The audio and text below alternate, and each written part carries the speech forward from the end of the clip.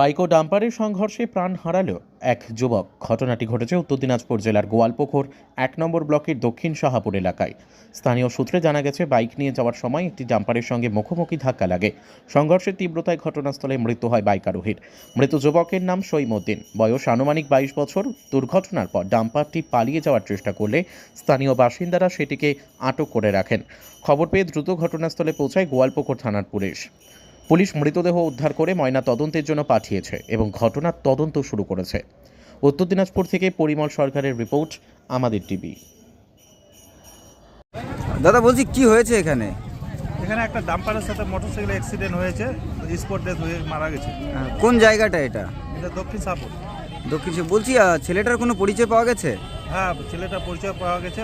ছেলেটার নাম হলো সৈমুদ্দিন, আমাদের দক্ষিণ শাহপুরের ছেলে। ওর বাবার নাম হলো জালাল। বয়স কত হবে আনুমানিক?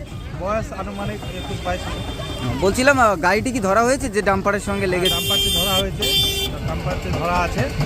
আমরা পুলিশকেও ফোন করে দিয়েছি, পুলিশের গাড়িও চলে আসছে। আপনার নাম? আমার নাম দুলাল। কোন দায়িত্বে রয়েছেন? আমি জিপি মেম্বার।